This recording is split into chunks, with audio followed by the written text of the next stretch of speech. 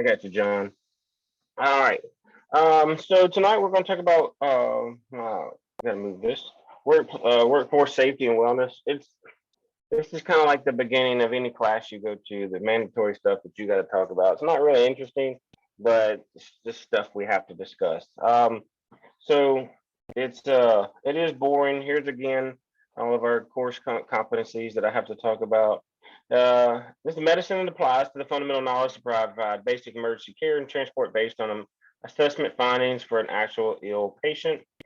Talk about infectious diseases. We'll go over what's popular right now. We'll talk about what's been in the past, what we're all kind of familiar with, some of the infectious diseases that we've dealt with, and what's potentially around the corner for any of us to talk to. And we talk about how to decon, even from the fire truck to the ambulance to ourselves. We'll go over some things on what we need to particularly talk about.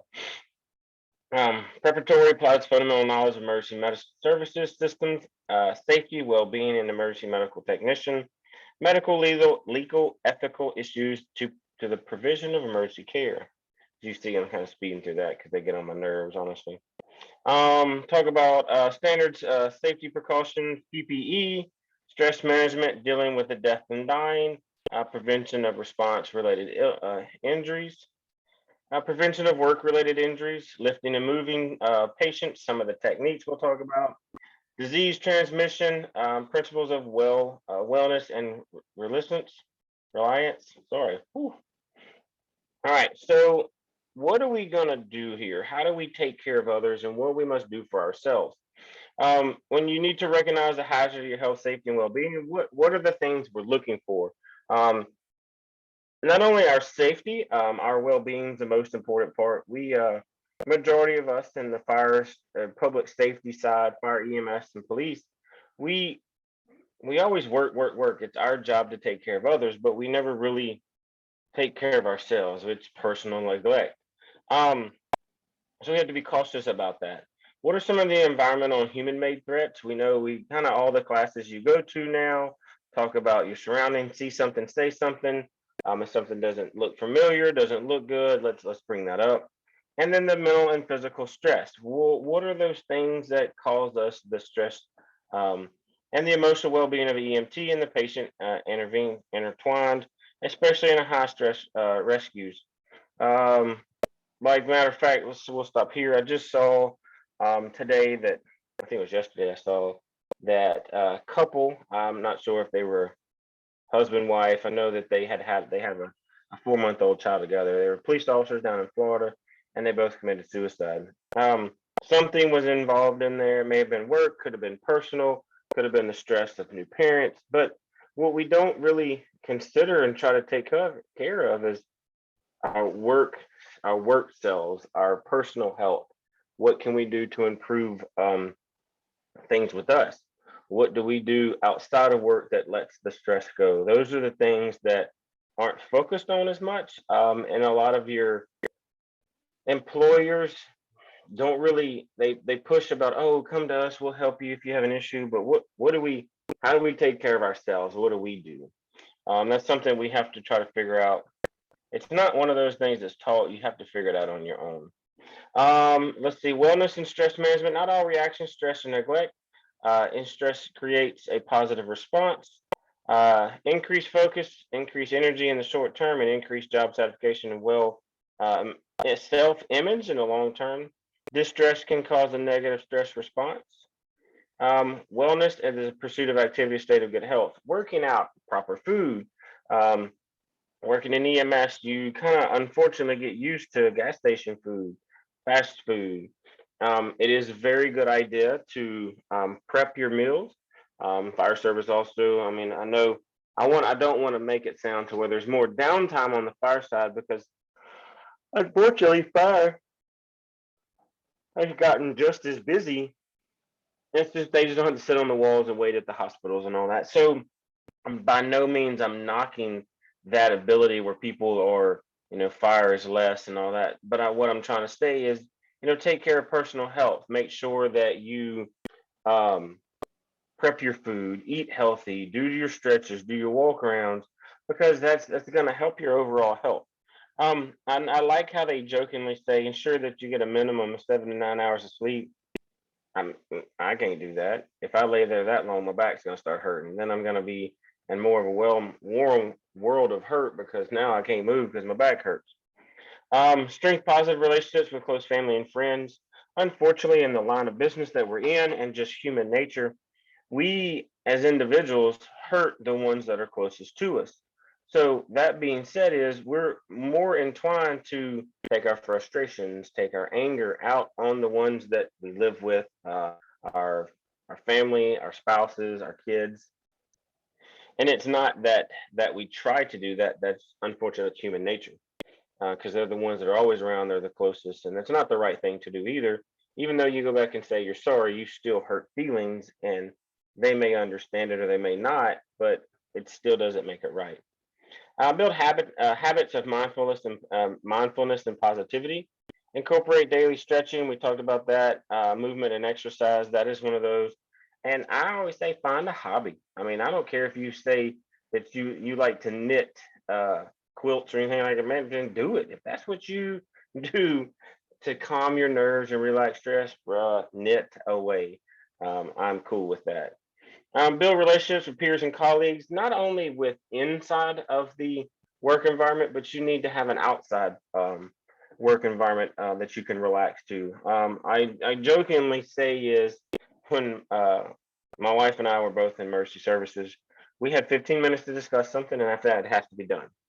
It's a mute topic at that point. We need to leave things at the door when we take off our duty boots and we come inside. That's a different environment. Um, it helped us out for a while, a lot of times. Sometimes we still laugh and cut up about things like that, but um, you just need to figure out how, like, if you and your work partner go out to dinner or eat with another crew or something like that, you know, everybody's going to talk about work, but at some point it'd be like, hey, can we talk about something else? This is not work environment. So those things are also good to drop and kind of let go. Stress management refers to tactics that have been shown to alleviate stress. See, these, I laugh at this because it talks about cut back on overtime. Well, I could, but we're in a pandemic right now, and everybody in the world is sick and don't want to come to work. I just saw on Facebook today that our local Walmart is actually cutting hours. I think my wife said they had over 90 people come down with COVID, and now the store's starting to close at like 7 and 8 o'clock at night. And Sundays, I think they're only open till 4. So it's one of those. It's like, well, I could, but and at the same time, as I try to tell people new into this career, don't live on overtime. Allow overtime to be your vacation money, your purpose. Like I'm saving up $5,000 just for an overtime to put towards XYZ. Don't live off of overtime. Change your work hours. Sometimes that's not available for us to do in this line of work. I know a lot of your fire services do 12-hour shifts or 24-hour shifts. Some do 4896s. EMS is the same way. 12, 24, 48-hour shifts, and then police most of the time do 8 to 12-hour shifts only. Um, and that's kind of what I've learned in the past on the police side. So changing your work hours uh, can help, but you may not be able to due to your particular employer. Change your attitude about stressors. There's certain things like I have learned that I don't allow other people to their attitude to affect mine. They may get me riled up, but I don't want them to change my outlook on my day. I'm not gonna let your crappy attitude affect me. And talk about your feelings. It's okay as grown men and women here to have a moment. It happens. It'll hit you out of nowhere too. So it's okay for those to happen and let that happen. Don't try to hide it. Seek professional counseling if needed. So a lot of these employers now have, I forgot what it's called. It's a particular service that you can contact a mental health counsel, thing like that. And it doesn't affect your employment. It doesn't affect your insurance. Those are part of your free services. So uh, I know people who have done that. I have personally have not. I probably should have in my past and things I've done too, but those services are available. Do not obsess over frustrating situations. There's nothing that you can do to go back and change that. Resulting into alcohol dependencies to deal with your stressors. particular over-the-counter drugs, or you may get some under-the-counter drugs from some of your partners or buddies or friends, whatever you want to call them. Those at the same time can to make the problem even worse or destroy your career. So be very cautious about those decisions. Try to adapt a relaxation psychological outlook. And that's something you like I enjoy when I get on the truck. It'd be like, look, you got 8 more hours of me. Look, you only have 7 more hours. I'm an hourly employee. I'm not a by the call employee. Some calls affect you differently, and some you're done within 5 minutes. Maybe you get a refusal and you go on. But you have to remember, hey, at 7 p.m. I'm off. I am not. Or if you're able to get off, if you're on an ambulance and you don't have to work, because there's nobody there, you you get to enjoy. Be like, yep, 7:45, 8 o'clock. I'm going to eat, and I'm gonna have a glass of wine. It's something that's gonna help me relax. We're gonna make things da da da. So have those outlooks and allow it not to revolve around work. If I could ever get off of this call, because your thought process is going to relate on how you treat your patients. Expand your social support system. That's why I like to have people outside of the my work environment. Um, Out of all the friends and the close ones that I deal with, I'm the only one that works in the oil field, so that's really good. I get to hear about their problems more than I get to hear about mine. I do have a lot of emergency service friends, a lot of police, fire, and EMS. And majority of the times we do hang out with a lot of our cop friends and our fire department friends. But at the same time as we know that line at that point, it's like, hey, you know what? I don't really care about your problems. You don't care about mine. Let's talk about something else. We all are parents. We all have our kids. So a lot of our conversations result around kids. Um, we talked about the second one all right there. Limit intake of caffeine, alcohol, and tobacco. I can tell you, and just straight up, I don't lie. I try to tell you all the straight truth. In the emergency services, you're going to live off of caffeine and tobacco. I don't care if you smoke, dip, or chew, vape. I don't know what you want to do, but over time, I don't do any of that. Mine is mainly caffeine.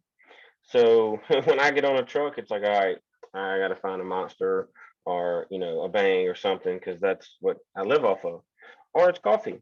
So you limiting that, great. I'm proud for you. If you don't drink it, man, rock on. But you get on an ambulance for more than a couple of runs, you're gonna live off of those things, unfortunately.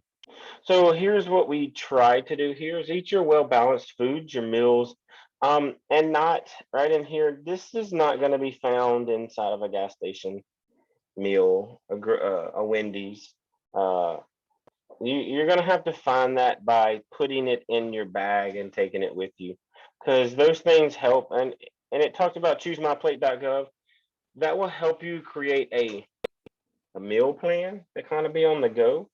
I know when I was at the firehouse, I ate way better than I ever did before. One is because also my wife also came up there all the time and cooked, and we were spoiled over that. So a lot of times those are nice. Maintain your fluid intake. I drink more water when I'm at work versus when I do home, and it should be the same part. But your water intake is gonna be very important. Not your alcohol or caffeine intake. I mean, it depends if you're old enough. Sometimes those are just as important, but your water intake is going to also help your overall health, and that's what we're trying to do here. Exercise regular. There may be a time to where you and your ambulance partner or your shift, your squad buddy that's on the police side with you, or the firehouse guys, they may all work out together. It may be a good time to be like, hey, look, we get off at 7 o'clock tonight. Do you want to go to the gym with me? No, I don't want to go. Well, why don't we go at 5:45 in the morning? Let's do something for us. Encourage that for you and your partner at the same time, because it's helpful. Engage at least 30 minutes of moderate, vigorous physical activities for 5 days a week. It is very important to do that, even if you get out and just walk. That's just as important as sitting around and trying to relax. All right, so here's the funny part. I kind of giggle about this one time. So the National Sleep Foundation of American Academy of Sleep Medicine recommends that adults get 7 to 9 hours sleep. I don't really know what that is. I laugh at that because at the same time as my wife can sleep for hours on end on the weekend. She could go to bed at 11 o'clock at night and wake up at 2:30 the next afternoon and go right back to sleep. That's my wife. So, but I can't do that. Half of you, about average of your half of EMS. How are you, Mom? My mother-in-law just came in. Sorry, guys. they get about 6 hours sleep in a 24-hour period. There's times that I've been on an ambulance, I've been on a 24-hour truck, and I may have had 2 or 3 hours of sleep. And same thing, firehouse, it's no different. You may be quiet all day long, and then you run all night long, and you don't get any sleep. So it's bad too, no matter how you look at it. Some of the long-term effects could be hypertension, sleep apnea, respiratory illness, diabetes, depression, other medical conditions that can affect from that. Some of your short terms are you're going to be your sleep deprived. You may have, I'm not going to say you're going to have hallucinations from sleep deprived of less than, you know, over a long time, but at the same time as those can affect your thought process, your decision making. So being well rested is very important. Some of your agencies, some of your departments have rules on alcohol intake. You can't have it 8 hours or 12 hours prior to shift. So you need to make sure you know that if you're of age, be very cautious and important to that. And again, alcohol consumption does also affect your thought process. So that's something also important. Um, so the national standard says EMS personnel should work shifts shorter than 24-hour durations, but that's not always the case. I know that some agencies make that they just don't have the people to, and they do 48/96s. I prefer that shift. I do 48 hours and I go home for 4 days. I like that. EMS personnel should have access to caffeine to stay off fatigue. EMS personnel should have the opportunity to nap while on duty to mitigate fatigue. And EMS personnel should receive education and training to mitigate fatigue and fatigue-related risks. So a lot of times your departments, your agencies have these in-service trainings where you need to read this material and sign saying that you've done this, you've been educated about it. And that's their way of saying, hey, we've spoke to them about how to eat healthy and stay off of the caffeine. Recommendations to combat fatigue. I mean, not all places are going to allow you to take a 20-30 minute nap. My wife's going to get more irate if she takes a 20-30 minute nap. That's not enough for her. Be very careful about your caffeine consumption. At the same time, as you know, that can increase your ability. You have to urinate. It, it it can hype you up. Your stress levels can go up. Engage in mental exercises such as conversations or playing a game. I like to have those tough decisions, like tough talks. There's a lot of things that I've always said when I was at firehouse, the ambulance, and then in my own sheriff's car. There's things at work you don't talk about. I don't believe that it creates a hostile work environment. Talking about sex, religion, or financial, like government, like politics. Those three things: sex, religion, and politics.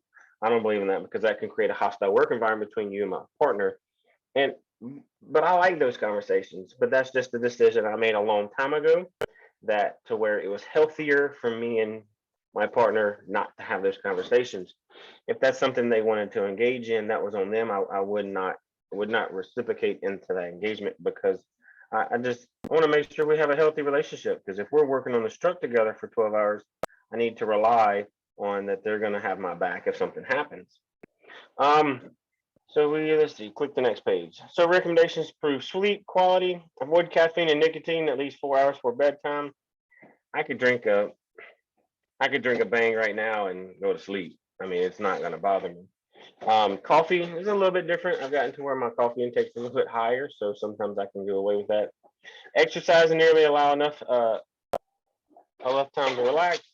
Nap early. Avoid heavy pre-sleep meals. And balance fluids intake. So at the same time as you want to have your water intake high, but at the same time as sorry guys, I have like second-degree burns on my fingers from being stupid, and I just rubbed it and it really hurts. So be careful on your fluid intakes. If you drink a lot of water before you go to bed, obviously you're gonna have to wake up and pee a lot. So that's going to interfere with your sleep. Establish a calming pre-sleep routine. A lot of people enjoy taking melatonin. Some people use sleep aids. Personally, I can't. Melatonin creates me to have bad migraines because obviously my body produces a lot of melatonin to begin with, so I can't do that. Don't watch the clock. What they mean by that is don't watch the clock when you're trying to sleep, because you're just gonna say, "Oh, I see every hour on the hour." Well, yeah, you're watching it. When possible, expose yourself to natural light during the waking hours to maintain mental health. Sleep cycles. A lot of our cell phones now, I don't have. They have this sleep mode to where you can turn on and turn off, and it dims the lights and all that. That's really important, because those affect our eyes, like the blue light glasses. If you're looking at a screen all the time, they help you because it causes issues into your mental part of your brain to where it makes you want to stay awake. So adjusting those hours, the light in your room to where your bedroom, maybe turn off some LED lights, whatever you have there, and specifically like with your phone, those need to be adjusted so you can get a lot better sleep. Disease, disease prevention focuses on medical care and prevention to avoid or reduce the effect of disease in an individual. So when we go through those to say the health promotion spoken on personnel practices. All right, so at the same time as what they want to try to say here is, let me make sure I'm not going to talk about something. All right, if we take care of a patient that potentially has a contractable disease, we want to make sure that we have the proper PPE on. We have gloves, mask, gown, if that's a requirement. We protect ourselves. In the EMS field, it's our job to take care of people. We take care of them. We want to make sure that they stay healthy. We provide care, but we're really bad at being a patient ourselves. My wife fussed at me earlier about my fingers. I caught myself on fire due to a stupid error, and I put Sylvia on it one night, and it needs more on there. And I can tell you, I'm like, oh, I'll be fine. Don't worry about it. But we're bad for that. So if I didn't take care of it, it could create an infection, and it could get infected, and that'd be on medicine and all that fun stuff. So it's easier if we also preach what we practice. She's over there kind of laughing at me now because I'm over here talking about this. So taking care of our health, general health, and also with the disease prevention. If we try our best to stay as healthy as we can help the patients out to be a lot better. So here comes the fun part: smoking, vaping, or chewing nicotine. So tobacco products can lead to cardiovascular and respiratory issues, which we all know that. Smokeless tobacco associated with cancers of the throat, mouth, and the pancreas. Vaping has been shown to cause cardiovascular and respiratory illness and disease. So I like to fight about that. I kind of one of those, I like to ask questions because I call it the big brother syndrome, because let's use Marlboro. They're the biggest ones out there. Well, Marlboro was losing a lot of money when vaping started and that process came along because people were going away from their cigarettes and going to vaping. It's by no means I'm not a smoker. So let's say this. So to me, it appears it's a lot easier to vape than it is to smoke. It's cleaner. You don't always have the smell, but at the same time, so those issues were set out there, and those standards, excuse me, those standards were put in place because Big Brother was like, oh well, it's bad, bad, bad. Well, so is smoking. So there's a lot of these studies that have been done about vaping that just have not been out long enough. That process has not been around long enough to know the true long-term effects. Now, like you can get the vape lungs and all that. That's because of the overs of the water crystals that forms. So there's a lot of stuff that are true, but at the same time, as there needs to be more peer-reviewed studies done on that. I'm not trying to say to do one versus the other. They're both eventually bad for you because it's getting you hooked on something. Strategies for quitting products contain nicotine. Mine just took my little girl saying, Daddy, that's gross. You gonna keep doing that? I stopped. It was done. Create a plan to address the challenges that may trigger the use of a product. A lot of people say it's the steal time, it's the dive of that epinephrine dump that's happened from your body after a big call. Set a quit date and say, hey, look, by this date, don't be like, oh, but January 1, 2023. Come on, let's be realistic. That's a year. Tell friends and families and coworkers your quit plan. Remove tobacco and vaping from your home, car, and work. Talk to your doctor about the other resources that may be available, as in like the gum, the patches. All those are out there. I worked with a guy in the oil field. He smoked for 10 years, and he chewed that nicotine gum. I was like, bruh, like you chew it in your sleep. Like he always had gum in his packs and all that stuff. And it worked for him. But now he chews like regular gum, like it's going out of style. It's because he misses the ability of just having something in his mouth, like the cigarette. He just missed that, and it was one of those things. It's a routine that your body gets into. So alcohol abuse. Now, so anybody who's over the age of 21, at some point, if you don't drink, perfect. I am happy for you. If you do, so they say it's acceptable for 1 to 2 drinks per day. But again, according to the CDC, excessive alcohol uses 88,000. It causes 88,000 deaths per year by alcoholism. What's it say? United States with an economic cost of more than 200 billion per year. I bet you money that's going to been up because of COVID. People being trapped at home with their families, and I bet there was a lot more domestic disputes, a lot more babies being born. Approximately 75% of the total cost of alcohol abuse is attributed to binge drinking. I'll agree with that. Excessive alcohol may be used to adversely affect the cardiovascular, hepatic, immune, and central nervous system, may increase the risk of developing cancer of the mouth, throat, breast, esophagus, and liver. I mean, we know a lot of people that get the liver damage. That's the first thing that most of the time comes. The cancer of the esophagus, breast, and throat. Rob's telling everybody, I don't know if y'all see that message, that the lectures, it's up and posted from last night if anybody needs it. So again, I am not opposed to, if you drink after work, helps you relax a little bit, get you to sleep, but you make that your nightly routine, that's when there's more of an issue to become prone to be an alcoholic. Drug use, for both prescriptions and illegal drugs, those, I mean, we know that. I mean, what I think, the fentanyl, I read the other day, fentanyl is the biggest killer of anything right now in the world. Hang on, Sydney. So you're saying what tab are the lectures posted under? I'll find that on break and I'll let you know. So fentanyl killed more people last year than COVID, Rex, domestic dispute, several things put together. Fentanyl was the #1 issue. So it's like, why are we not fighting that like we're having to fight this COVID stuff? So it's drug abuse is the same. It kills a lot more people majority of the time than anything. Balance work, family, and health. That is one of those big things. Like I'll tell you guys after tonight, guys, I won't log back on. This is my last weekend to hunt before hunting season's over. If you need me, I'll read your email on Monday. My wife's off tomorrow. I travel back to work on Monday, so I take my time when I'm at home. Most of the time I take my time, and I'm a dad. I'm a dad and a husband more than I would be an instructor. If there's an issue, it would be I may not be here one night because I need to take care of something. When it's possible, rotate your schedule, give yourself time off.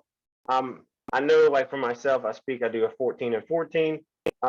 That's what I'm planning to do. If something happens, I may end up doing a 21 and 7, or I may work 6 weeks straight. So it's very important. Like today, we just paid for our vacation in July. So if we're still in class in July, Chris was out. Somebody else is going to be teaching because I'm out for a whole week. So those are the things that like we look forward to. Make those plans, make those adjustments in your schedule to help you know, be like, oh, man, I got 3 more months. I can knock this out. That's fire department wise, that's 10 more shifts. That's 30 shifts that I can do before vacation starts.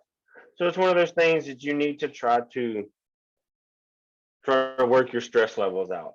Then if it means that you need to take this or take that, or do, let's say you're a golfer, we'll go golfing. I mean, that's something that works the best for you guys.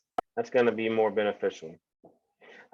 Infectious communicable diseases. We know that right now because let's just use COVID as our prime example because it is an infectious influenza, not like MRSA.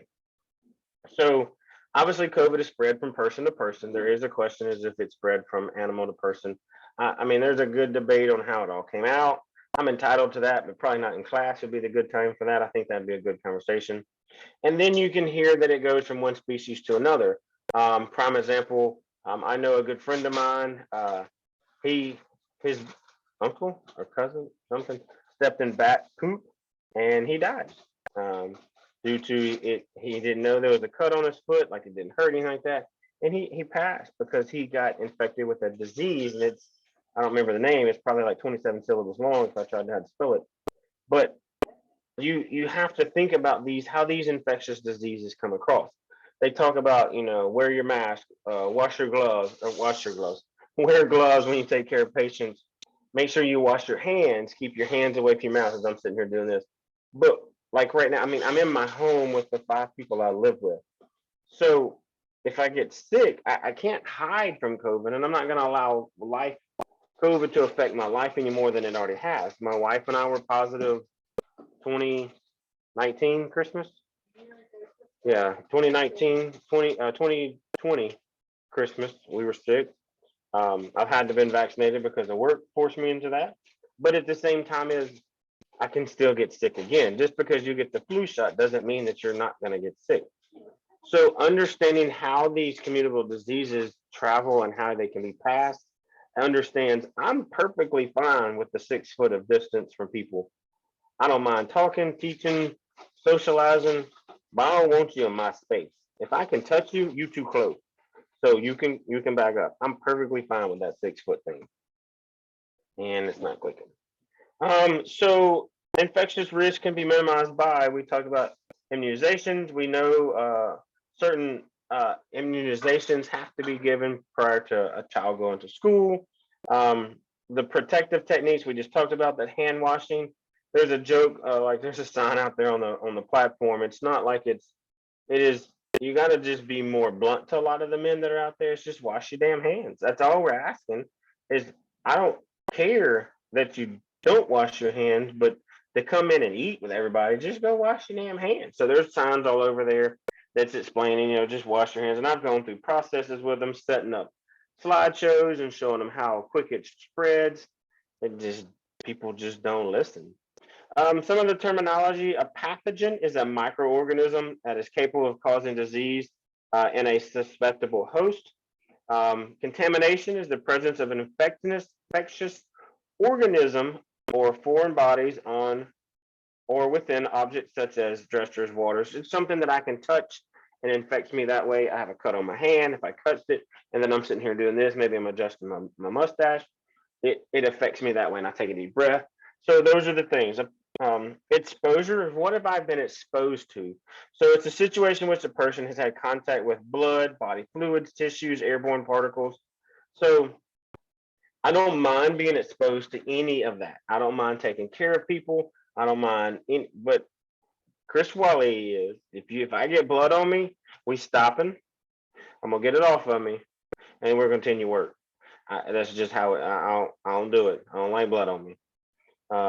And PPE, personal protective equipment, it's like gloves, goggles, mask, gown. Those are the biggest protective in EMS. Now we talk about PPE on the fire side. They have all their turnout gear, their bunker gear. That's their PPE for that situation.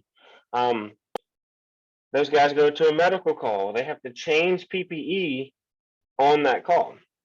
They go on and put gloves, gas gown, and mask, and all that. Now, and depending on what type of call, we may end up having to put on respirators. Majority of the time in EMS, we don't have the powered pack ventilator. I just completely went blank there. So when those respirators are powered, they produce air and they clean air and they push it out. So it's a power pack, pushes out through a filter and all that. That's pretty big for an EMS to have, and those are very expensive. Majority of those run about $700-800 a piece, and then they can go up higher than that. I bought some from one of the businesses I was at. They were like 17, 18, almost $2,000 a piece. Those particulars, but it was required for what we were taking care of. Routes of transmission. So this is probably one you're going to see. You have direct contact, indirect contact, airborne transmission, foodborne, and vector-borne transmission. So the vector-borne is there's the keyword right there. It talks about fleas, Mosquitoes are the same way; they fall into that one. We know foodborne transmission. Unfortunately, somebody at some point in time has had a food poisoning exposure.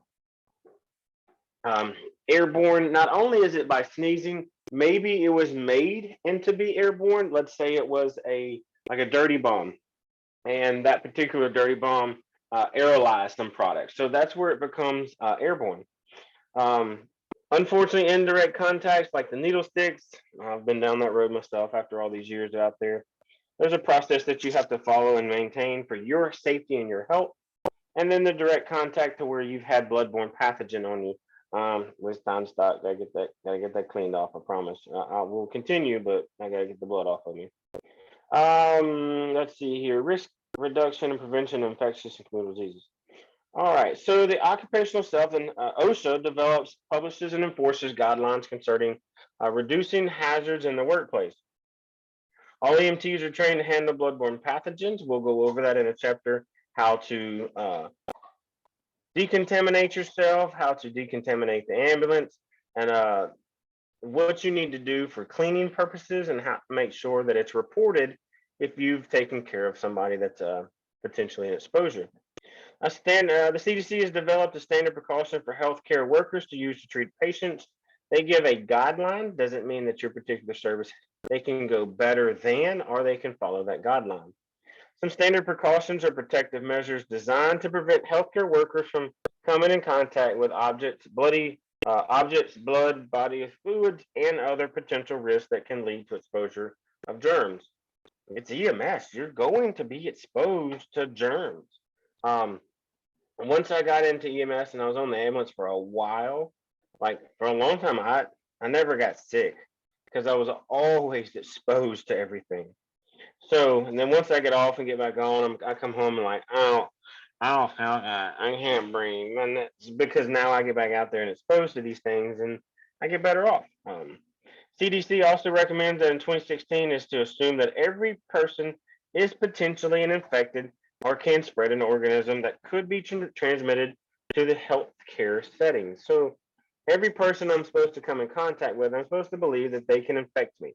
With what? I don't know, but I need to take those precautions, which means like PPE. Do I need to put a mask on them or mask on me? OSHA also refers to the same concept as universal. Yes, Misty. Yes. OSHA refers to the same concept as universal precautions. Notify your designated officer if you were exposed. That is a big thing.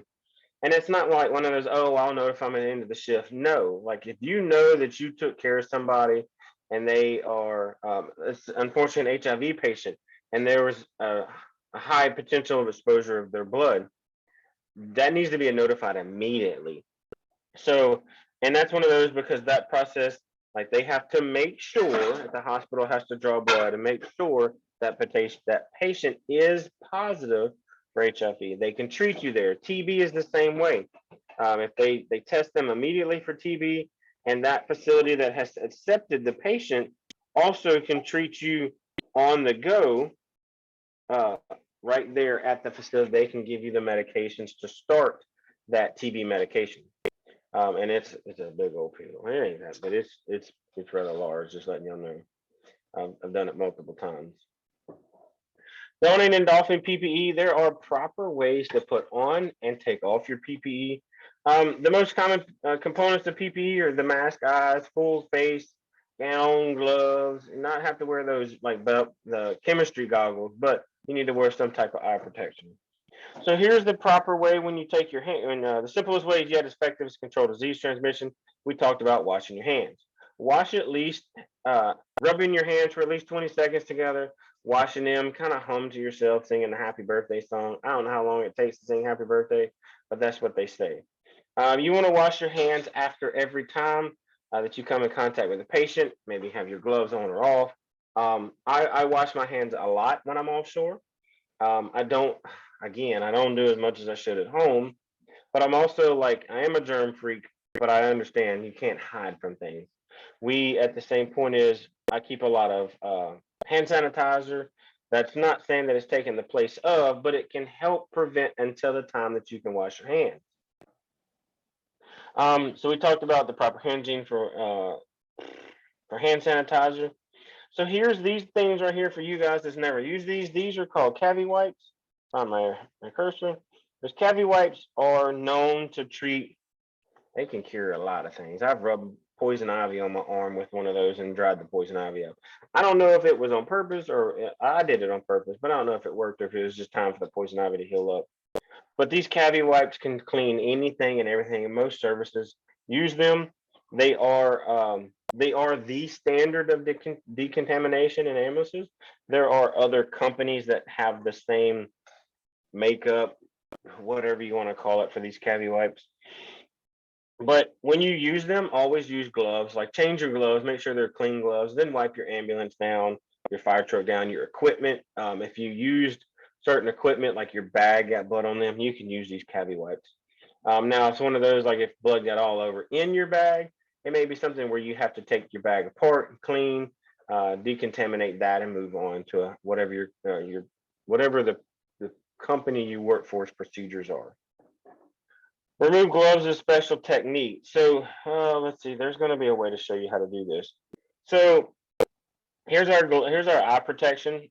You've all seen this now. Everybody's wearing masks and goggles and all that. Everybody sees this. The marks they make. This is a N95 that he is particularly wearing.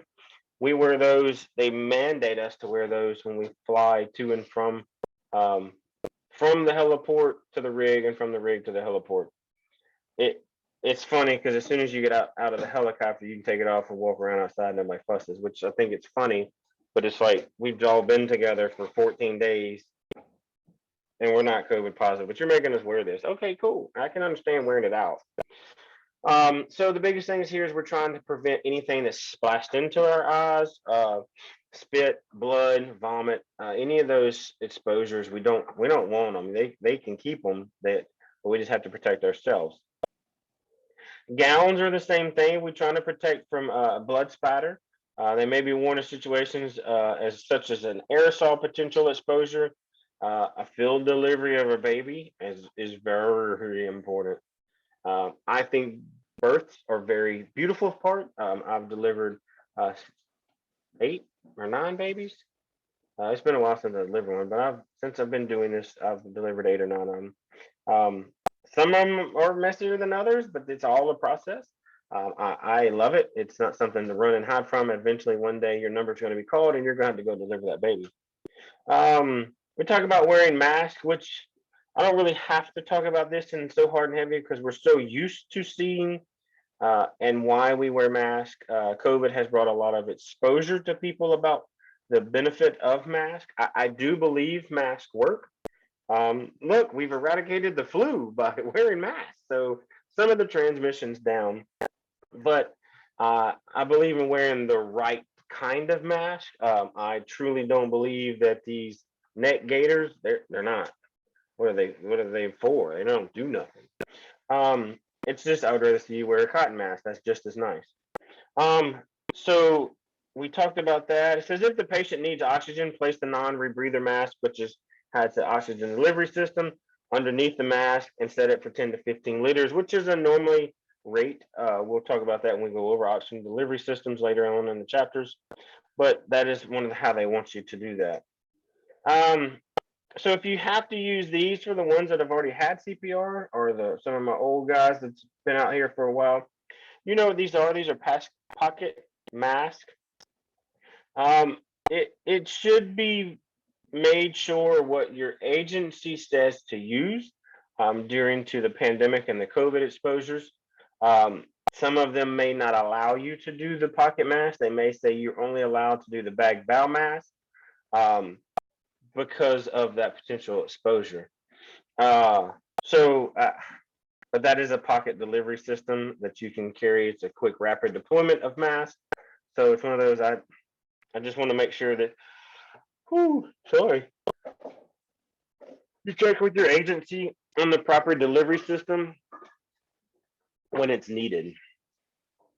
Proper disposal. So this is a field disposer.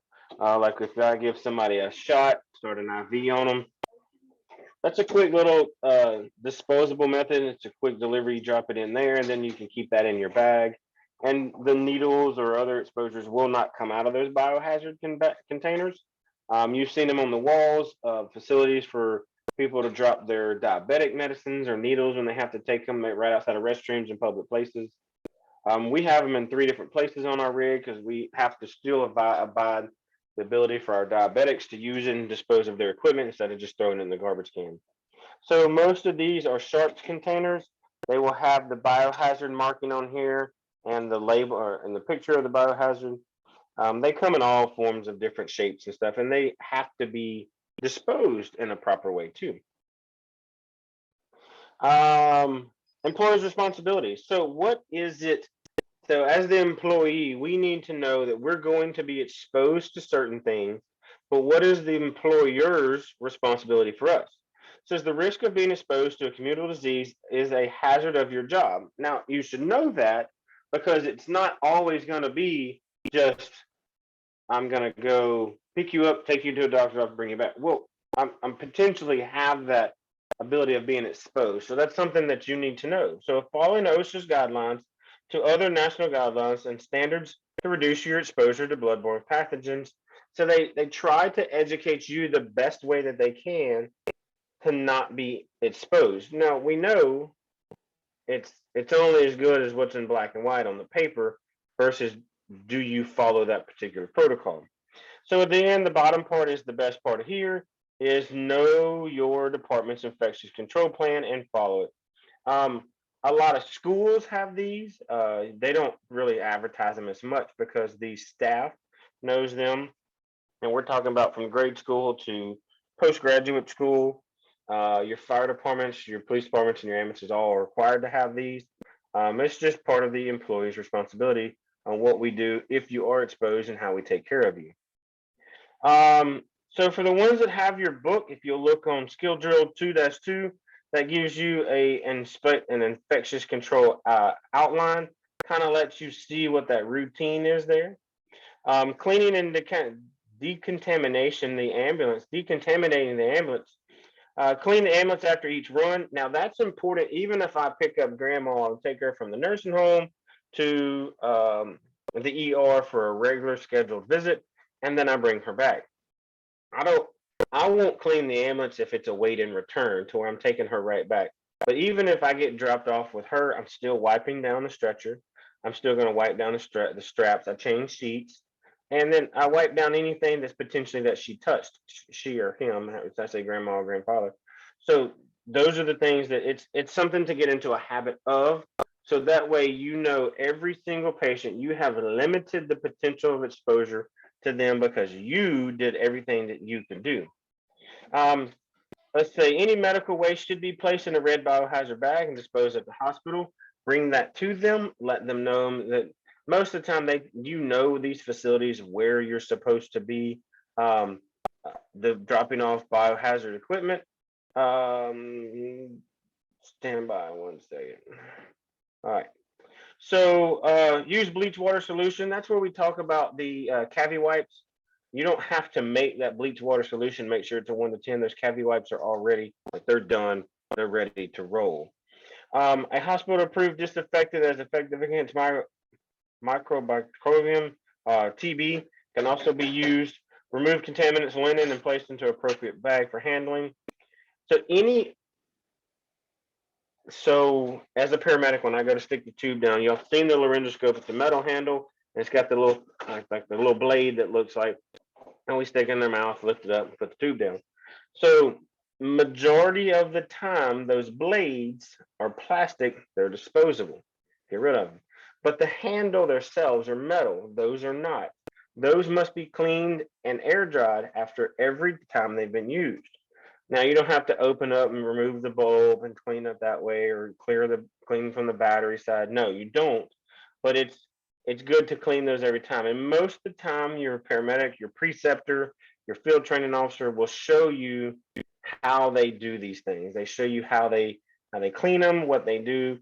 It's a habit of mine. Anything that I use, if I use a laryngoscope to tube somebody, I put it down on the floor. Obviously, if I start an IV or anything like that, I put that up. But if it's something that I know that, like my stethoscope goes around my neck, if it's got blood on it, I put it on the floor. Certain items that we keep, like the leads that goes on the patient's heart that we can read their read their heart rate, I detach those and I leave them laid on the floor, and the monitor always stays on. Those are little things that I do to where I know when I come back, I'm like, hey, see, the monitor's off. Did you wipe the blades down or the wires down? Yeah, I got that. Where's the blade? Where's the stethoscope? So those are the things that I keep in my head. It's just one of those memory tools that helps me out. Um, let's see.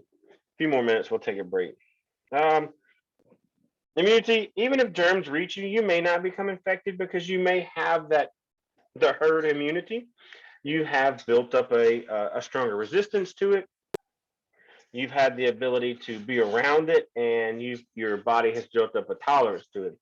So just because of that doesn't mean, oh, I don't have to go wash my hands or take the shots. No, if you want to take a flu shot or a COVID shot, then do what makes you happy. Um, you're just able to recover faster from that exposure because of your levels are that much higher. So immunity.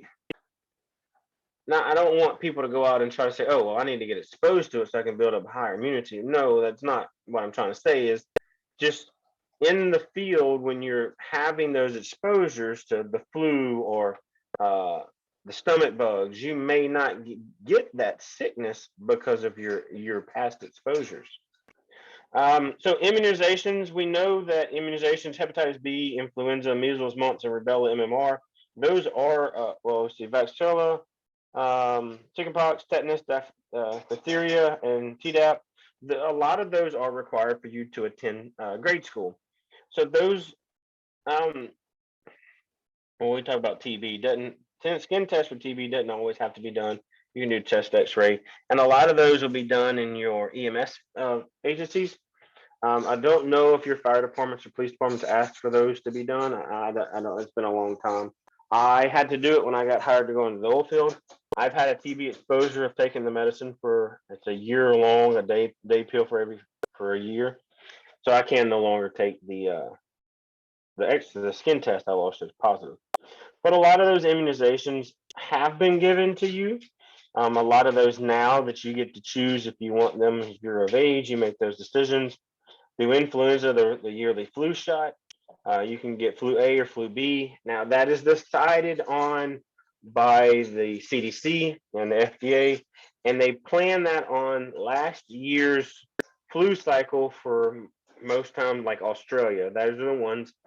If type A was super strong in Australia, they're going to pass out type A um, flu shots for the US. So that's how that's made. This year was kind of like, nah, we don't know. We're just going to give this one. So there wasn't a whole lot to be studied in Australia. General poster exposure management.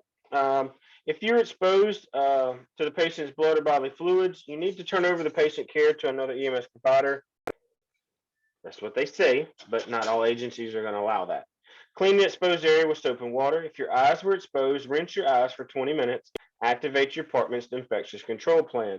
A lot of that, activating that is notifying the supervisor, and the supervisor takes care of that standpoint. Firehouse, most time, like your captain on duty, your shift captain, battalion chief, or higher up can take care of those. Same thing in the police department, just notifying the supervisor. You have to communicate. You have to complete an exposure form. A lot of the ones that I've seen are like one pages, ask a couple of questions, like run numbers, a location, where the patient was taken.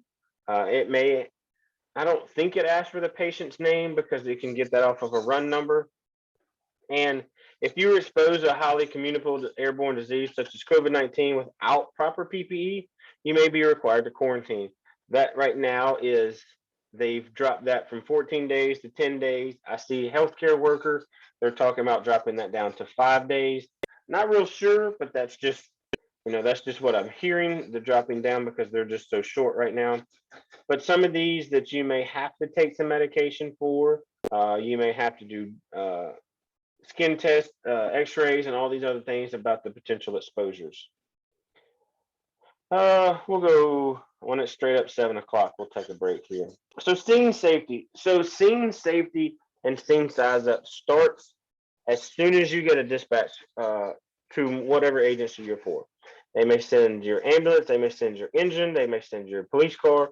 Whatever you do is to be this EMT, but we're going to majority of the time it's going to be for EMS. You need to start understanding where this is at, what type of call it is, and how do I be safe? You know, what information was given to me. Obviously, we need everybody to make sure that your seatbelt's on, don the proper PPE. It is a national safety traffic requirement that you must wear those ANSI approved road traffic vests. Um, uh, State of Mississippi, if the state EMS agency sees an ambulance crew on a state or federal funded highway without those ANSI vests on, the employee and the employer can both be fined because they were not wearing it.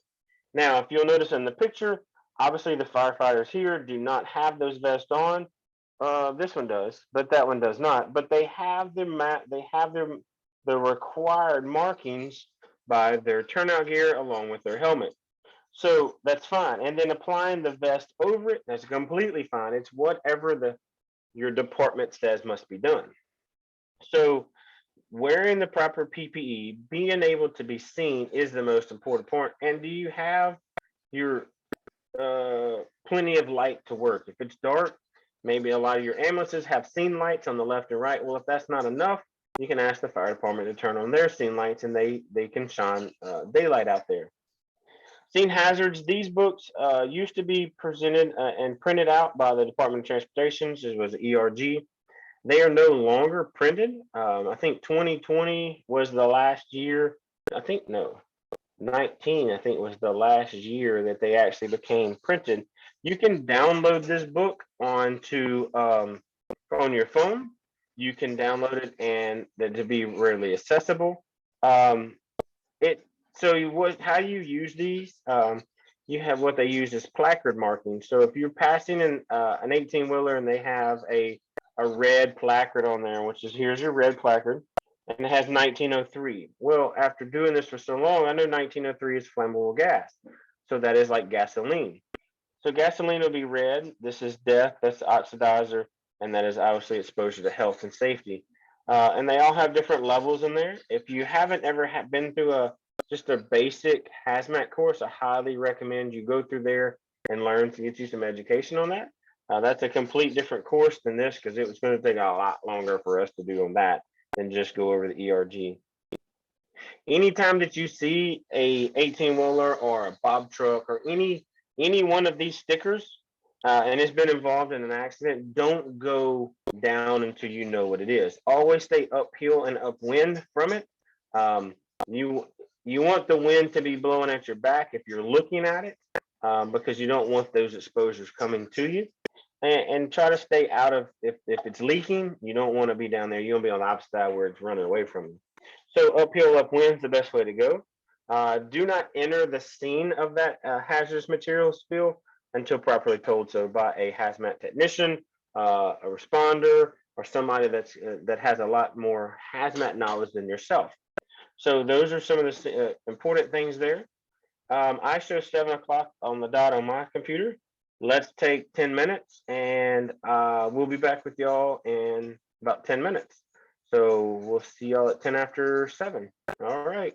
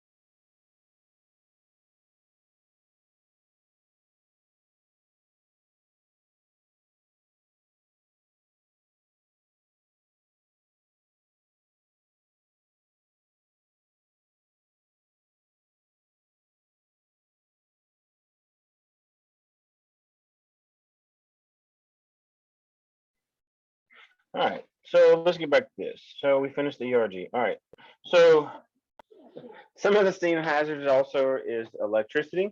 I mean, we know that's beyond our scope. I know the best thing I know about electricity is it hurts and it kill you. So we try not to mess with those. We leave those where they are. If we know that there's a downed line, we may want to try to mark it off. We don't really have seam tape in a lot of your ambulances, but we can try to maybe position our ambulance in a way that it's going to be protected. Storms are kind of the worst for down power lines because we don't ever see them. And it may happen to where like a chain link fence half a mile down the road has been had a line laid across it and energized it, and you put your hand on it, try to jump that fence, and now you've become electrocuted also. So being careful for that. Um, and it's kind of throws in things. Kind of remember, this is potentially a test question too. Is lightning? I repeat, lightning strike can occur. So there's two ways that lightning happens, and it's a direct hit and through ground current. Repeat lightning strike in the same area can occur. They're not super common, but they can happen also.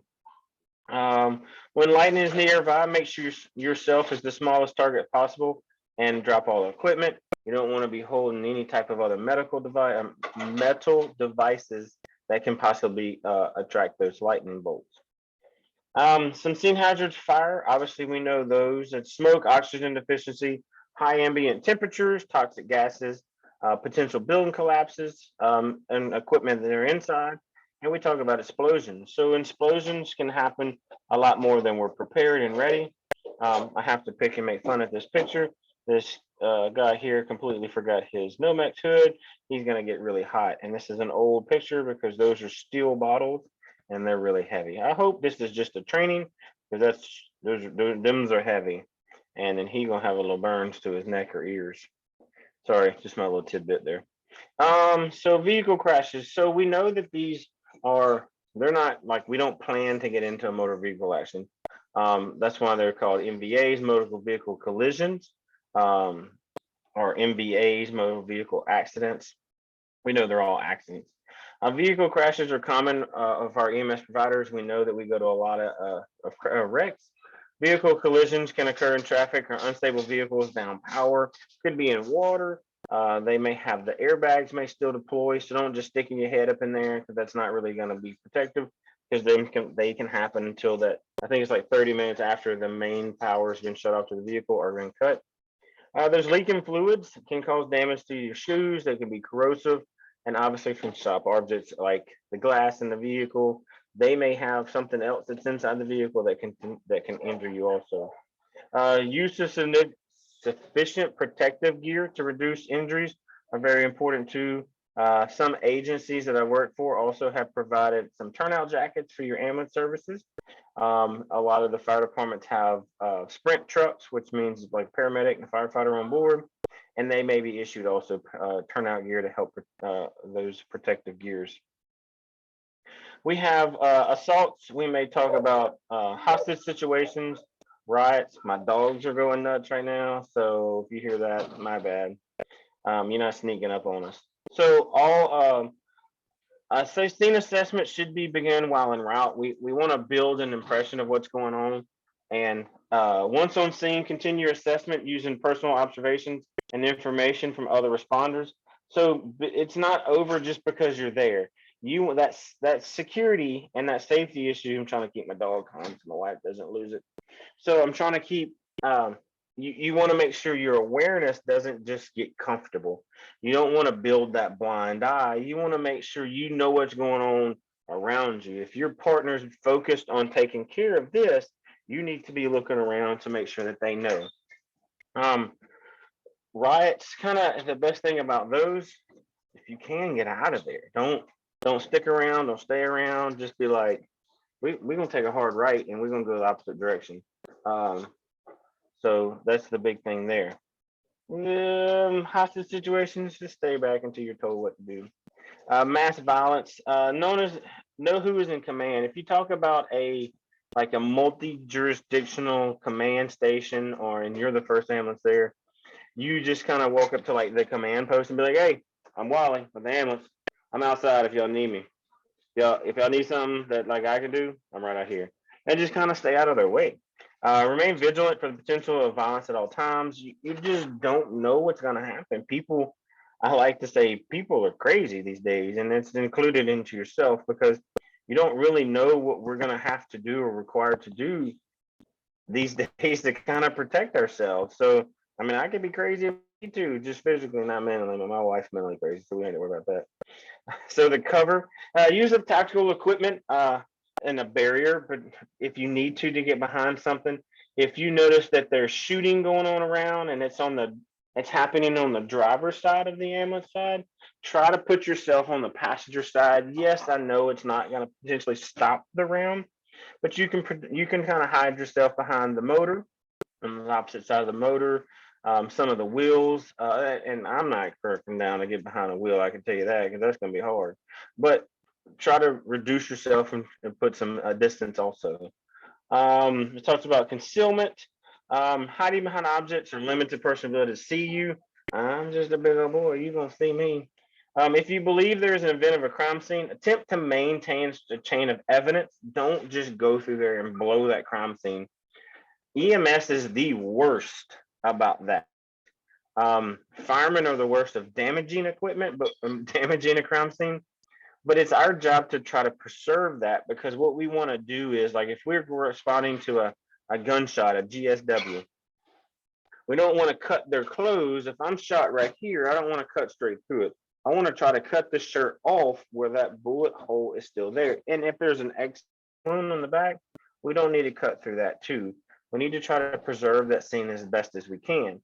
So it's our job to make sure that we do those things that help them in the long. Um, Violence against responders, that happens a lot more than that's reported. A lot of states now have created that to be a felony, so that is a good thing. The rate of violence, the violence related injuries with work loss for emergency responders is 22% higher than overall rating for employees in the United States. Now, it's not to say that we're not, I mean, we've had what several like FedEx and UPS had the shootings in workplaces, but again, it's not ruling that out. Training or practice and identifying scene of potential violences. Talks on there. Training, practice, improving interpersonal communications. Just talking to somebody can help. Like that verbal judo. I'm trying to de-escalate it by talking with you. It those can help dispatch and identify things. So like if I go on a call one day and I notify our dispatch that this subject can potentially become harmful, if we go back, we need to make sure there's an officer there. So it's one of those that those notes can be made into the CAD system, and the CAD is a system that dispatch 911s use. That they can put a note into that system to where it helps identify potential threats. Recommendations for protect against violence. We talk about training, self-defense, chemical restraints. So we have to be careful about that because there has been a big talk about putting like arming with a firearm of police, I mean of EMS and firefighters. I'm I'm like say just my mentality is I'm gonna bring a gun to a knife fight, bro. I'm kind of 50-50 on it, saying that it's a good thing versus a bad thing. I used to wear body armor when I worked in the city of Jackson. City of Jackson, Mississippi, I think we're in the top 10 most dangerous capitals in America. We were for a long time. I don't know where we stand right now, but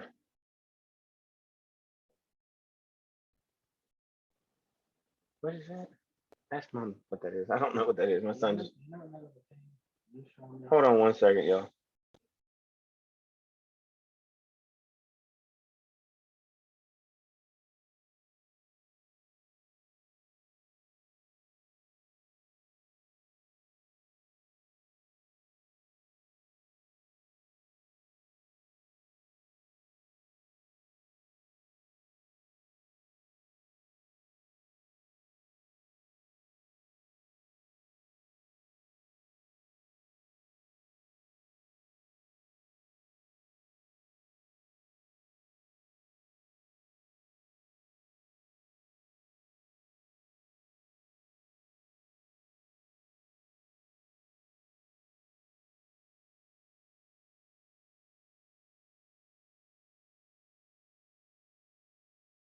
All right, sorry about that. A little crisis there. We're good. So body armor is a good thing. So I had in the last class, I asked what's the mentality on agencies being required to provide body armor. So that's a touchy subject too, because now the agency's trying to help prevent that, but what responsibility role do they take if somebody's injured wearing their equipment? Same thing as police officers. It's a legality issue that they fight back and forth with. Um, click. Personal protective equipment. Wearing personal protective equipment and other appropriate gear is crucial in your safety. Become very familiar with protective equipment if you have any. Inspect your clothing and gear regularly. Make sure these firefighters check their stuff on the regular. They want to make sure that their equipment doesn't have no holes, no tears. That's their lifeline to their safety. They check those things. They want to make sure that there's different types of those layers and of that turnout gear that they want to make sure it's taken care of. So inspect it, make sure there's no rips, tears. We talk about some of the other protective equipment that we may have. Some of your agencies, police, fire, and EMS may require you to wear steel toe boots. Here's a prime example. Somehow my mouse just got stuck. There it is. Whew. So do y'all still see? Can somebody tell me? Do y'all see the picture of the lady up there? Because my screen just froze on my iPad with the blue helmet on. Is that right? Yep. Okay. So the gloves on those are firefighting gloves, and then the helmet. Some agencies may require you to wear a certain type of PPE helmet on calls. They may not. I'm not 100% sure. I worked with one agency that required you to wear steel toes, and you're adding about $70 more into your purchase. So that's the only kind of safety issue that you go into there. Eye protection, glasses with side shields. A lot of these agencies, in particular companies, if they require certain type of eye protection, let's say offshore, we provide all of this right here. Eyes, ears, and ears and gloves is what we require. Now, this is going towards the police side more, is the body armor right here. They provide certain of those vests, skin protection, sunblock. Man, I don't know what you allergic to, what you not. So that's something that we're going to put onto you. If they require you to have ear protection, they have to give it to you. And if they require your eye protection with side shields, you can get them go here. They're going to have to give that to you too. That's just protecting your eyes and all those other different parts. Your hearing. Sometimes may send you for hearing tests. So caring for the critically ill and injured patients, let the patient know who you are. So be like, hey guys, be like, hey sir, this is my name's Wally. I'm with the ambulance service. I'm here to take care of you. Can you please tell me what's going on? Let them know that you're going to be attending to them, that you're going to be their care provider. Because if they're not in it, let's say they're out of it, they're going to be very confused. And when they come to, they may be a little combative. They may be a little feisty with you. So with that being the case, it's try your best. Be like, hey man, it's Wally. My name's Chris Wally. I'm with the ambulance service. You've been involved in an accident. Let me help you. Calm down. Take a deep breath. So be cautious into that when these patients aren't acting like they normally would. And I kind of joke and say, well, what's normal? Communication with critical patients. Avoid sad grims. Just don't be like, well, it doesn't look so good, but we're going to take care of you. Orientate the patient. Use brief statements. Orient the patient on his or her surroundings. Be honest. Don't hide. The ones that I hate to hear, am I going to die? Well, I'm going to do everything I can not for that to happen. I'm sorry that you feel that way. You have to learn how to answer those questions to where you answer them, but you give them something that thinks that's going on. Allow for hope. If there's a slight chance hope remains, transmit that information directly to the patient. Let them know that we're doing everything we can, and there's a good chance that we're going to. Don't be like, oh, there's a bright light at the tunnel. Whoa. So you telling me I'm gonna die? I'm just like my fingernails falling off. What do you mean a bright light? Some people may take that the wrong way. I say locate and notify family members, but at the same time, don't allow that to take away from your ability to take care of the patient. If that's hindering in your ability to take care of the patient, that's not your job. Don't worry about it. You can do that later down the road. Injured and cruel ill children. There's a whole chapter we're going to talk about pediatrics, but when you start talking about pediatrics, it's completely different. Children should be cared for as an adult, as any adult would be, but a lot of times the children, depending if they're a toddler, a newborn, or of the teenage years, they may not be able to tell you what's going on, or their simple cut on their arm is a major traumatic issue because that is a cosmetic issue that they feel now that's going to affect their appearance. It is reported to relate to the responsibility of an adult company of the child. Don't ever, if you can, there's only a couple instances that I have separated the child and the parent or guardian from them. Maybe a traumatic issue, or the guardian was in traumatic also. Allow a guardian to go with them. The death of any child is very traumatic. I have worked the death of a good friend of mine. It affected me. It affected him for his son didn't come back. My son and his son were the same age. Every time I see him, I think about it. Helping the family acknowledge the death of if the parents want to know, is my child dead, or have they died, have they passed? Don't do it in a public place the best as possible. Do it somewhere that is not visible. Let it be hidden. Let it be to a place to where they can have their time. Shock and denial, disgrief are common. You get anger. So there's 5 stages of death that they're going to go through. They're going to go through the anger, the denial, I would rather take their place. All that's going to happen, and that happens in death, divorce. Happens a lot of times. All those different things happen. So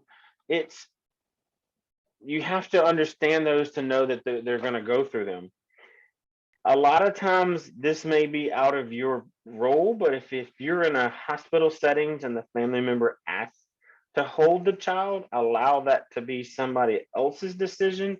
But if it's at a home setting, maybe it's a very rural setting to where the coroner's 2 hours away, it may be the best thing for you to try to help them in that situation. It's very tricky dealing with the death of a child. I don't know how to say that any other way. I've dealt, unfortunately, with the death of too many children in my career. But a lot of times the parents want to see that child before, so they can make the closure. Death and dying is like to be either. So some people like to be, it's quiet and sudden. It may be a prolonged terminal illness. My mom passed away February 4th. It'll be 3 years from cancer. It's very traumatic for me. She was the most important human in my world ever. She still is. But knowing what I know and going through the process, I try to go through it as a child, not as like, oh my God, I know what's coming next.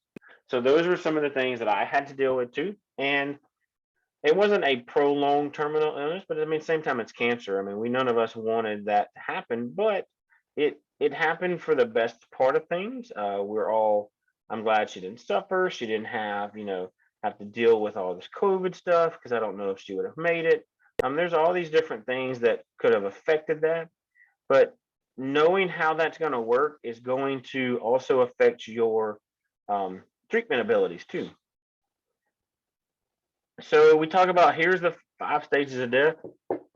Knock on the table a couple times. So you have your denial, anger, hostility, bargaining, depression, and acceptance. I went through all of those through divorce. I told my sister when she went through it that this is part of it. You went through those during the death of my mother. I never was really hostile. I didn't really bargain. I was depressed and I accepted it. So you may not see all 5 stages, but you will see some when you deal with it in personal and even through work also. So what can EMTs do? What are our roles? What do we know? Ask the patient and the family, is there anything they can do to help? Reinforce the reality of the situation if they ask. Be honest and be sincere. That word just got me. Be sincere. Do not say you know how the patient or family feels unless you can relay that to them because you've personally dealt with that. Let the patient or family member grieve in their own way. If it's one of those to where they have to grieve, you joking over there?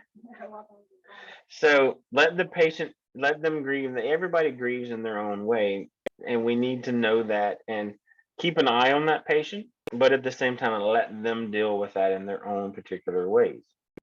Here's a table: words of comfort when responding to grief. Um, those are some good ones. There's a lot of times I wish I had that card on me when I was in a situation like, I don't know what to say. Bless you. And you're like, God dang it, what did I just say? So just let people know it's okay to cry if you would like to. I mean, if you want, I'll be more. I'm here for you. I'll be glad to give you a shoulder to cry on. I'll give you a hug until somebody that you know is here. I'm here for you if you need to. Um, be cautious because sometimes those attitudes can change. Camera, those attitudes can change, and that they will can change in a second on you. Stress management on the job. It is a very high stressful job. It's one of those that you love it or you hate it. It's one of those you get in it and you're like, oh man, I love it. And then when you're done, you know you're done. Um, I always say is when you get to a point to where you can't learn anymore, it's time for you to go home. Uh, that's I know several people that are like that, are like in Mississippi it's 25-year retirement and they're at like 24 and I'm like, it's time for you to go home. You just see it in them. Uh, General adaptation syndrome, you have your alarm response to stress, reaction to resistance, and recovery or exhaustion. A lot of times people stay in this mode right here in recovery exhaustion. They're always tired. That's the stress is with them all the time. I don't want to say they don't have the ability to let it go, or there's they're unable to let it go due to their minds racing. It's not like, oh, I can turn that switch off and I'm not stressed anymore. It's not something like that.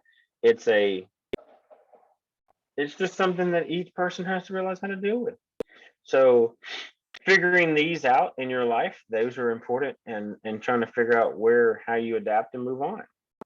Some of the psychological manifestations of stress. You see these in people. I like looking at the pictures of war when you have these young Marines go into war. You see them on the day one of deployment, and they've been in a gunfight 36, 48 hours long, and they look like they've aged 40 years. Um, all of this right here is part of it. You see those. We've we've dealt with that in our own at times. In our own times, we've dealt with that. We've had those tense muscles, the fight or flight mode drops, and you have every one of those. But when yours is over, it's like, whew, and you're just like, I'm so tired. It's because your stress was literally, and it had that endorphin dump. Now there's no baseline because everything just opened up and it dumped out. So those are the psychological manifestations of stress that we see all the time in people. Situations are stressful in EMS. Providers include. We deal with this. Obviously, dangerous situations. We talked about domestics, hostile environments, riots, physical and psychological demands. The job requires you to pick up that 300-pound person on a stretcher. If it's not a hydraulic operator or electric over hydraulic stretcher, that dude's heavy. I'm telling you. Then you have your critically ill or injured patients. Those stressful calls take a toll on you, and when it's over, you're just like, "Oh, I just need a minute." Um, Death and dying. How do you deal with that as a responder? Overpowering sights, smells, and sounds. You going you gonna get that smell of that doo doo at 2 o'clock in the morning. It's not gonna sit with you real good, and you ain't gonna be good because you're gonna be like, "Oh, excuse me, oh, I'll be right back." Been there, bruh. I know. The smells that we come across. Unfortunately, victims trapped in burning vehicles. That's one of them I'll never ever forget in my life. Um, these are right here are where people start their alcohol tobacco, and stimulants use, just because they get that black cloud, and that's all the type of calls that they get, and they just don't stop. Multiple patient scenarios. You have your angry, upset patients, family, or bystanders. That's pretty dangerous right there. You're taking care of this patient, and then the family or bystander comes up and just what they're thinking and starts attacking you is pretty rough. You have your unpredictability of demands of EMS. You don't know. You're not a 9 to 5 job. You're not gonna go, I get an hour for lunch, I get off at 5 o'clock. At 5:05, I'm in my car. No, it's not like that. Your 12-hour shift might be 16 hours. Your 24-hour shift at the firehouse may now be a 48 because your relief called out and the fire department can't afford to let you go, so you're stuck. So those, now you might be that upset family. So the unpredictability is the very stressful part, and it's hard to manage the family into EMS when both parties of that don't understand that, hey, I'll get off sometime after 7. So that's just odd tidnotes there. Some stress reactions. Acute stress, delayed stress, or cumulative stress reactions. We all have those where they occur during a stressful situation. They manifest after a stressful event, and they turn around their prolonged excessive stress. Something that sticks with you, something that is hard for you to let go. Those may be some of those reactions that we deal with. We see here fatigue, change in appetite, GI problems, headaches, insomnia, hypertension, irritability, inability to concentrate, hyperactivity or underactivity. Fatigue's probably a big one. Appetite, you may not eat for a couple of days. You may get that upset stomach. Headaches are a big one. Insomnia, hypersomnia. I have been blessed not to have that issue. There was a lot of times I didn't get a lot of sleep. I do get very irritable due to stress. I can't concentrate now, so that's normal. And hyperactivity or underactivity, probably not. I mean, probably not. But in some stressful situations, we may all have to deal with that. We've all had these psychological issues. We talk about fear, dull, non-responsive behavior, depression, guilt, oversensitivity, anger, irritability, and frustration. Depending upon what's dumped in your lap, you may see that. You may deal with it. And how do you handle that with yours and you and yours?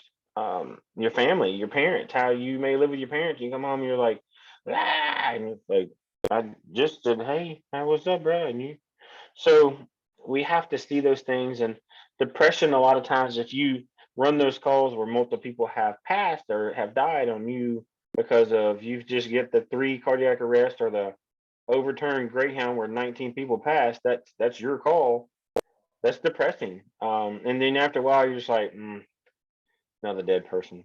That's not how we should react and respond, but due to the stress amount of work, that's how we are.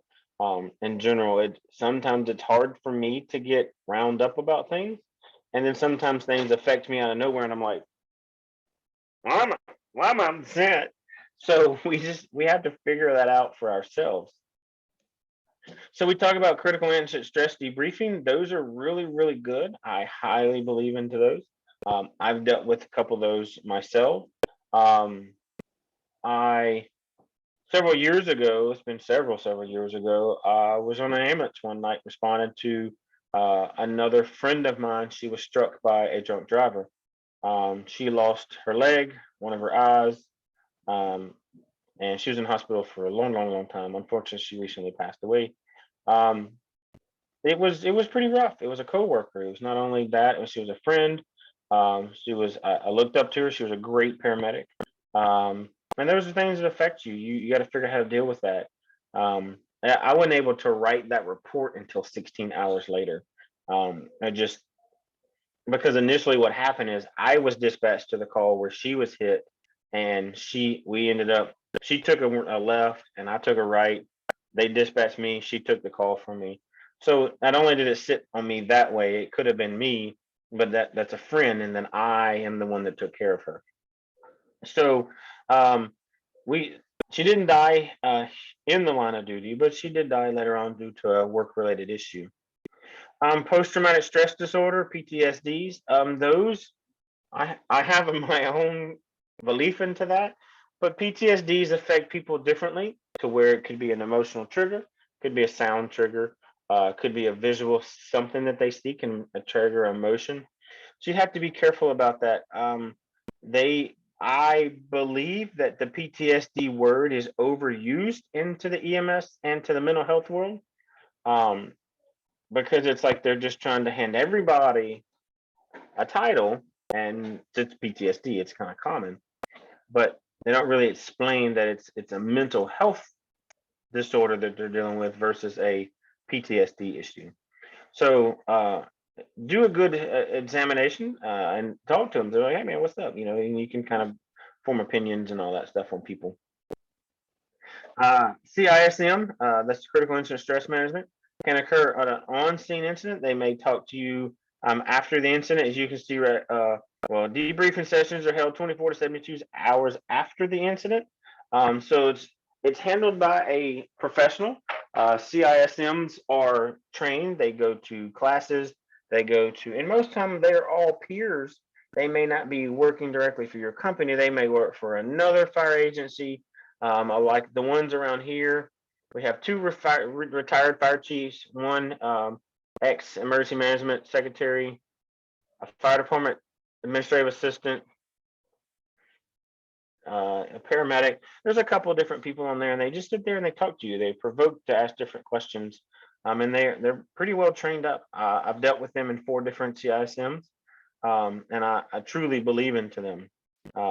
They're well worth it. A lot of times we're again hard headed and don't want to do it because it's not going to bother me that way. But maybe somebody outside of that group saying something may trigger you to open up, and so it's well worth attending those. Come on. Burnout. We talked about burnout. So a combination of exhaustion, can and just the long term down look on life. A lot of these people just get burnt out. You may see a lot of things in your career to where you're like, I'm tired of seeing that over and over and over. All this can result into an increased major medical errors, increased rates of, healthcare association infections, increase in patient mortality because they just don't do the right thing anymore. It's still good patient care. It's just not realizing, oh, I need to give this medication versus that because they're in that rut. And it also contributes to a decrease in work morale, overall work effort. They're just down in the dumps. They just don't produce the work ethics like they used to. They don't ever want to participate in anything. Their teamworks are just like, nah, I'll take it by myself. I got 19 people dead. I can take care of it. No, it's just they're just overall work gratification and satisfaction has decreased so much that people are just like, I don't want to work with him. He's horrible to work with. So that burnout affects a lot of people when they just don't take care of their own mental health. Compassion fatigue, that affects a lot of people. Some of the symptoms you can see down there, those are judgmental attitude toward patients, preoccupation with non-work issues while on duty, other symptoms of increased stress, and home life. Home life can affect it a lot. If you take work home and home to work, those two things can affect it drastically. I used to work for a supervisor a long time ago, and he was like, "Look, I just need you to be honest to me. If you're having some work related issues at home, let's adjust that. And if you're having home related issues at work, we need to adjust that." Very, very good dude to work for, very compassionate.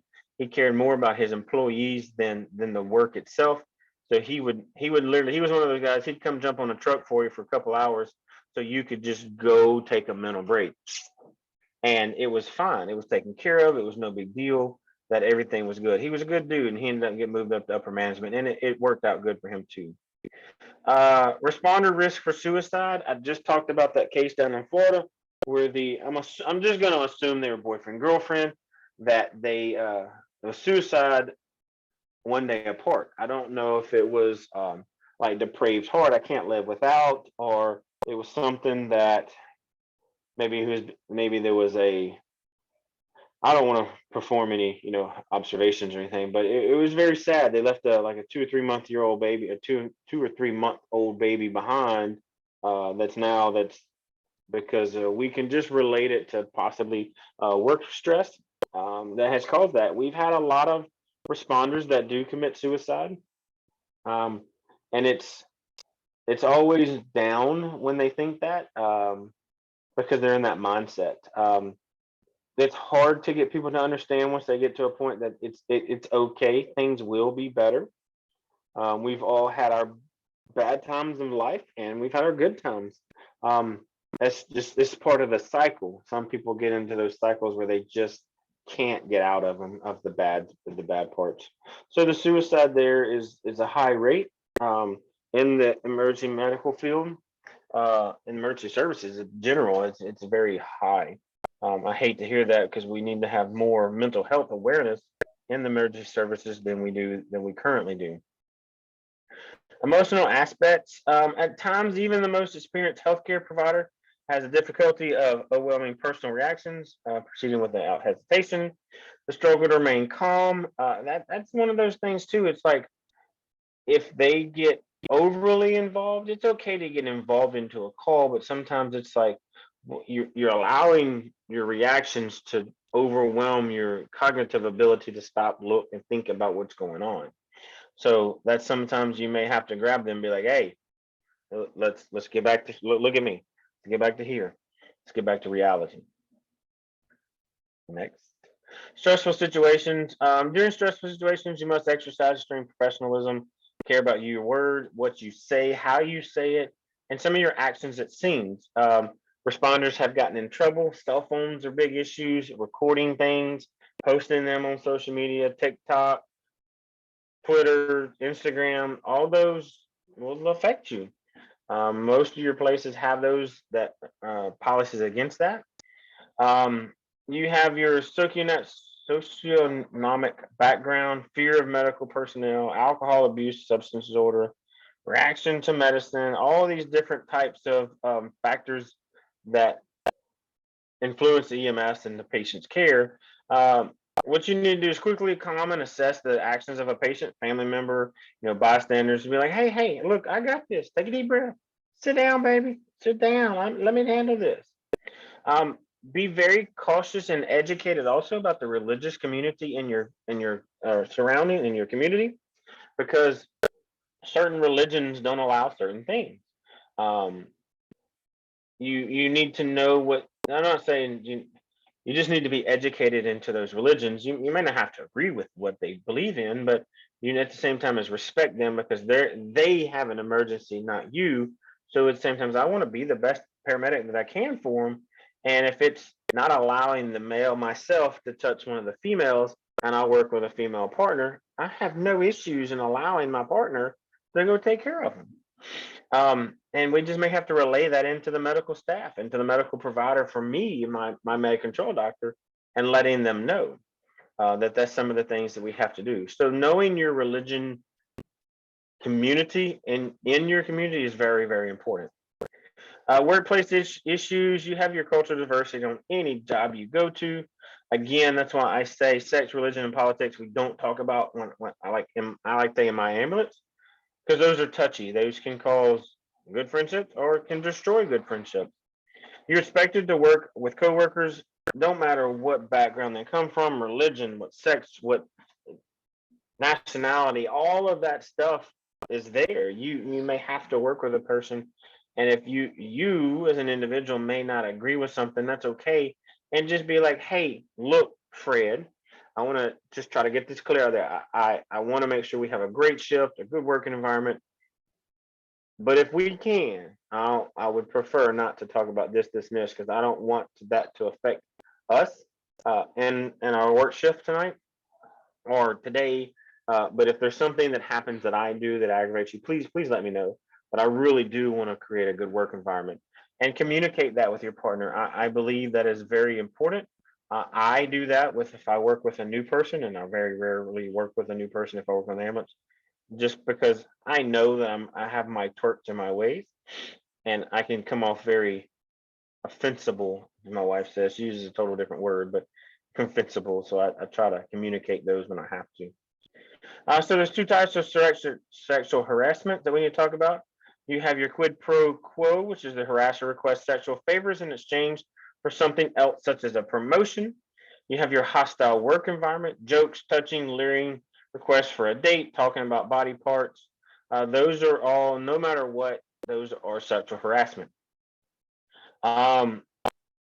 It's you very cautious about that. It can be female to male to female. It doesn't matter. Those is still sexual harassment. The intent of harasser does not matter. So if it was just a joke, it doesn't matter. Still affected me, but rather you dropped that one. The perception and the act of the impact of the behavior is to someone else. Because the EMTs and other public safety professionals depend on one another for their safety, it is especially important that you develop a non-adversarial relationship with your coworkers. Report harassment to your supervisor immediately. If that's not something that you're comfortable in addressing with that person, be like, hey, Fred, look, I understand you're laughing, cutting up, but I didn't appreciate your joke. I don't know who else did, but I took offense to that. If there's a way that we out here at the smoke shack that you not do that again, that would be great. I don't want to take this to anywhere else, or don't want to see you get run off because of your joke was not, it was sexual in nature, but it was not funny to myself and maybe somebody else. And if they take it the wrong way and they go complain, that's fine. But you tried to do it your way. If you don't feel comfortable in that, you may have to do something to report that to your supervisor. Substance abuse, increased risk of accidental intentions. Of course, it causes poor decision making. Seek help if you find a way to confront an addicted coworker. And I like to say it's an intervention, but at the same time is if you see your partner constantly doing that, or they take something, or employee assistance program (EAPs) are often available. My dog is all up in the stuff she's not supposed to be tonight. So EAPs are very, very predominant to be used. A lot of people, employees don't want to use them because they feel like, oh, I'm going to get the black eye of the group because I use that. No, that's not the case. Just need to know that that EAP is there for you to use, and it's okay because your employer would rather you use that than they either have to dismiss you and then you have to go another route. So that's very important at the same time. Injury and illness prevention. What do we do to help? Hold on. EMS providers visit the EDs, work-related injuries, exposures over 20,000 a year. So on an average, an EMS employee gets injured and visits the ER due to a work-related issue about 20,000 times a year. Each program should include six, right there's what you see, 6 inherited and indirect elements. You see those, mine says A through F, but all those are the same on our screens. So those are just some of the things that we can do to help maintain that and help prevent with a work-related issue. What time is it? It is 8 o'clock. Almost a good time. Does anybody have any questions for me? That is the night. That is it for the chapter. Unless y'all want to sit around and jaw jack for 2 more hours, I'm gonna go get some food. We can do that again, but that's up to y'all. Does anybody have any questions for me before I hit this next button about the class, the test, anything like that that I can help you guys out with? All right. If y'all want, here is your class code for the night, and here it is in the chat. It is AMJ 550. That is your class code, and that will go for your attendance for this evening. Your test, Andrea, if I understand, I don't know what you mean by that, but if I understand that correctly, your test will unlock at 10 o'clock tonight.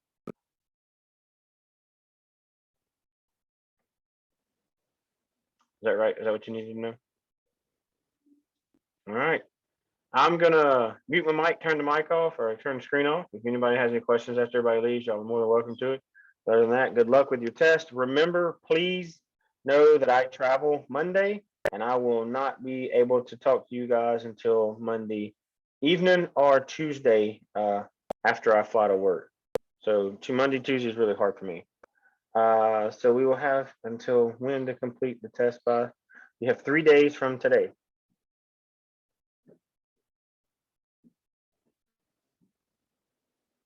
Nikisha, give me a minute now. We'll answer you. So other than that, folks, I'm gonna mute and turn off video, but I'll be here if y'all need anything.